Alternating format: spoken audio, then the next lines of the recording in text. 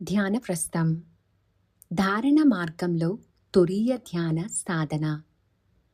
యోగశాస్త్రంలో ధారణ, ధ్యానం, సమాధి ఈ క్రమం ముఖ్యమైనది. తురీయ అనేది జాగ్రత్, స్వప్న, సుషుప్తి అనే 3 స్థితులకు అతీతంగా అనుభవించే చైతన్య స్థితి. తురీయ ధ్యాన సాధనా విధానం. మొదటిది ఆసనం, శరీర స్థిరత్వం. సుఖాసనం లేదా పద్మాసనంలో వెన్నముక్క నిటారుగా ఉంచి కూర్చోవాలి. శరీరాన్ని బలవంతంగా బిగించకుండా సహజంగా స్థిరపరచాలి. రెండవది శ్వాస అవగాహన. శ్వాసను మార్చకుండా లోపలికి వెళ్ళే శ్వాసను మరియు బయటకు వచ్చే శ్వాసను గమనించాలి. కొద్దిసేపటికి శ్వాస సహజంగా ప్రశాంతమవుతుంది. మూడవది ధారణ, ఒకే ఆధారం. మనస్సుకు ఒక ఆధారాన్ని ఎంచుకోవాలి. ఉదాహరణకు నేను ఎవరు లేదా ఓం. మనస్సు ఎక్కడికైనా వెళ్ళినప్పుడు తిరిగి అదే ఆధారం పైకి తీసుకురావాలి. 4 ధ్యానం. ఆధారం సున్నితమవడం. ధారణ బలపడిన తరువాత మంత్రాన్ని లేదా ఆలోచనను పునరావృతం చేయకుండా దాని వెనక ఉన్న నిశ్శబ్ద చైతన్యాన్ని గమనించాలి. తరువాత నేను భావాన్ని పరిశీలించడం. ఈ ఆలోచనను గమనిస్తున్నది ఎవరు అని అంతర్ముఖంగా ప్రశ్నించాలి.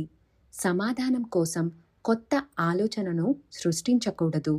ప్రశ్న తరువాత ఏర్పడే నిశ్శబ్ద అవగాహనలో నిలవాలి. 6వది తురీయాభిముఖ సాధన. జాగ్రత్తగా ఉన్నప్పటికీ ఆలోచనను పెట్టుకోకుండా సాక్షిగా ఉన్న చైతన్యాన్ని గమనించాలి. లక్ష్యం ఏదైనా ప్రత్యేకమైన దృశ్యం, శబ్దం, వెలుగు లేదా అనుభూతిని పొందడం కాదు. అనుభవాలన్నింటినీ గమనించే సాక్షి చైతన్యంపై నిలకడ సాధించడం. 7వది సాధన ముగింపు.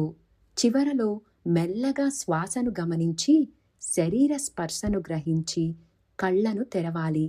వెంటనే లేచి వెళ్లకుండా కొన్ని క్షణాలు నిశ్శబ్దంగా ప్రశాంతంగా ఉండాలి.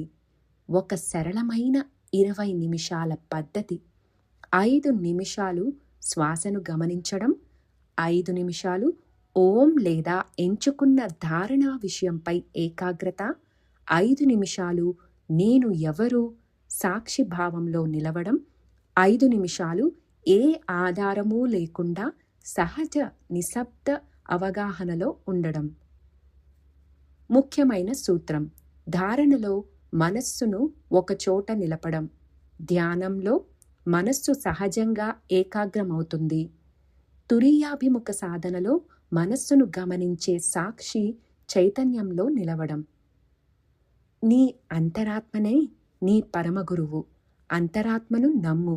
సాక్షిగా నిలువు. అంతర్ముఖమై ఆనందంగా జీవించు. ధారణా మార్గం తురీయ ధ్యాన సాధన. ధ్యానప్రస్థం, భువనగిరి.